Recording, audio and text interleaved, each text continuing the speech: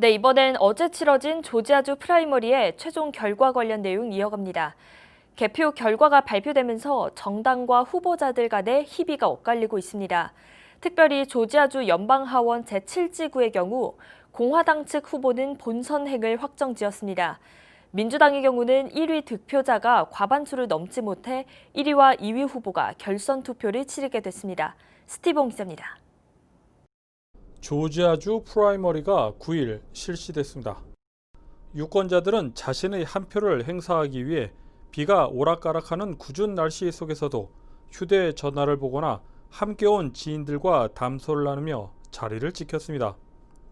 한인들이 많은 관심을 받은 조지아 제7지구의 경우 공화당은 본선 진출자가 확정됐으며 민주당은 결선 투표를 치르게 됐습니다. 공화당의 경우 리치 맥코믹 후보가 전체의 55%인 19,208표를 얻어 결선 투표 없이 11월 중간선거 본선 진출을 확정지었습니다. 맥코믹 후보 측은 어젯밤 지지자들과의 모임에서 과반수 이상의 득표가 확정되자 샴페인을 터뜨리며 본선 진출을 축하했습니다. 유진철 후보는 6%인 2,185표를 획득 4위를 기록하며 낙선했습니다. 민주당의 경우는 런오프를 통해 최종 진출자를 가리게 됐습니다. 캐롤린 보드로 후보는 23,137표를 얻으며 46%로 1위에 올랐습니다. 2위는 브렌다 로페즈 후보로 7,281표를 얻으며 14%를 기록했습니다. 따라서 50% 이상 득표자가 없는 경우 1위와 2위 후보가 런오프를 거쳐 최종 후보를 확정짓게 됩니다. 한편 조지아주 런오프는 8월 11일 실시됩니다. KTN 뉴스 스티븐입니다. 네, 이번엔 한인들이 많이 거주하고 있는 귀넷 카운티 정부의 의장, 셰리프, 조세청장 등 주요 선출직 선거 결과입니다. 김용선 기자가 정리했습니다. 귀넷 카운티 정부 주요 선출직 예비선거 결과를 정리했습니다. 귀넷 의장 예비선거 결과입니다. 민주당의 경우 니콜 러브 핸드릭슨 후보가 99% 개표 기준 49.5%를 기록하고 있습니다. 이어 데스몬드 nem바드 후보가 16%, 리 톰슨 후보가 13%, 커트 톰슨 후보가 12%, 앤디 모건 후보가 9%를 기록했습니다. 핸드릭슨 후보가 과반을 넘을 경우 1위로 11월 선거로 직행을 하게 되지만 과반을 넘지 못할 경우 2위인 nem바드 후보와 8월에 결선 투표를 벌이게 됩니다. 공화당의 경우 데이비드 포스트 후보가 57%, 마르시아 네턴 후보가 26%, 조지 아우크 후보가 17%를 기록하며 포스트 후보가 11월 선거로 직행했습니다. 이어서 귀넷 셰리프 예비선거 결과입니다. 민주당의 경우 커티스 클레먼 후보가 32%, 케이보 테일러 후보가 31%, 벤자민 헤인스 후보가 22%, 플로이드 스캇 후보가 16%를 기록하며 클레먼 후보와 테일러 후보가 8월에 결선 투표를 진행하게 됩니다. 공화당의 경우 루이스 솔리스 후보가 62%, 케이스 반 너스 후보가 38%를 기록하면서 솔리스 후보가 11월 선거에 직행했습니다. 다음은 귀넷 조세청장 예비선거 결과입니다. 민주당의 경우 티파니 포터 후보가 45%, 레지나 카튼 후보가 39%, 모린 맥시버 후보가 16%를 기록하며 포터 후보와 카튼 후보가 8월에 결선 투표를 진행하게 됩니다. 공화당의 경우 현직인 리처드 스틸이 단일 후보입니다. 다음은 귀넷 검사장 예비선거 결과입니다. 민주당의 경우 패트시 어스틴 게슨 후보가 70%, 웨슬리 퍼슨 후보가 30%를 기록하면서 어스틴 게슨 후보가 11월 선거로 직행합니다. 공화당의 경우에는 현직인 데니 포터가 단일 후보입니다. 조지아 당내 결선 투표는 8월 11일, 본선 투표는 11월 3일로 예정되어 있습니다. KTN 뉴스 김용성입니다. 지난 5월 25일 메모리얼 데이 연휴 기간 동안 미국 내 수영장 등 주요 휴양지로 많은 인파가 몰렸습니다. 이러다 코로나19 확진 환자가 다시 급증하는 것 아니냐는 우려가 나왔었는데 우려가 현실이 되고 있습니다. 오늘의 코로나19 집계를 정리해드립니다.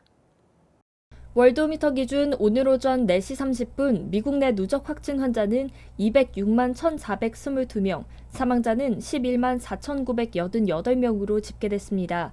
로이터 통신에 따르면 지난달 25일부터 6월 7일까지 약 13일간 코로나19 감염 사례가 증가한 주는 모두 21곳으로 알려졌습니다. 워싱턴 포스트는 최소 9개 주에서 코로나19로 인한 입원 사례가 증가하고 있다고 밝혔습니다.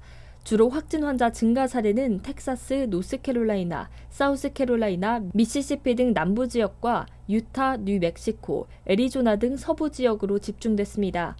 푸에르토리코에서는 팬데믹 이후 7일 평균 확진 환자 증가폭이 가장 높은 수치를 기록하고 있습니다. 한편 어제 하루 동안 미국의 코로나19 신규 확진 환자는 19,056명, 신규 사망자는 1,093명이 는 것으로 집계됐습니다. 신규 확진 환자는 캘리포니아 주에서만 3,045명이 늘었습니다. 조지아주 보건당국의 6월 10일 3시 4분 기준 주내 확진 환자는 53,980명, 사망자는 2,329명으로 집계됐습니다. 확진 환자 53,980명 중 풀턴 카운티 4,989명, 귀넷 카운티 4,808명, 디켓 카운티 4,186명을 차지하고 있습니다. 주내 사망자는 2,329명으로 이 중 풀턴 카운티가 273명, 귀넷 카운티 142명, 디켓 카운티 136명을 차지하고 있습니다. 24시간 새 조지아주의 확진 환자는 731명 늘었고 사망자는 44명 증가했습니다. 이상 코로나19 집계였습니다. 연방준비제도가 이틀간의 FOMC, 즉 연방공개시장위원회를 마치고 기준금리 동결을 발표했습니다. 기존의 금리는 0.00에서 0.25%로 상당 기간 동안 제로 금리를 유지하겠다는 입장을 내놨습니다. 코로나19 사태가 불거진 올해뿐만 아니라 2, 3년간 초저금리를 유지하겠다는 방침입니다. 연준은 FOMC 성명에서 코로나19 바이러스 발병이 엄청난 인간적, 경제적 고통을 가져다주고 있다면서 지속적인 공공보건 위기가 상당한 리스크를 부여하고 있다고 설명했습니다. 또 연준은 자산 매입을 통한 유동성 공급을 확대하겠다는 입장도 고수했습니다. 국무부가 2019 국제종교 자유 보고서를 발표했습니다.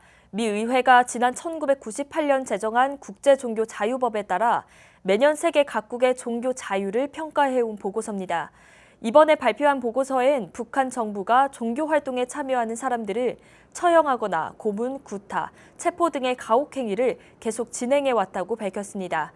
또 북한 수용소에는 8만 명에서 12만 명가량의 정치범들이 수용돼 있으며 이 중에는 종교 활동으로 인한 갇힌 수도 있다고 밝혔습니다.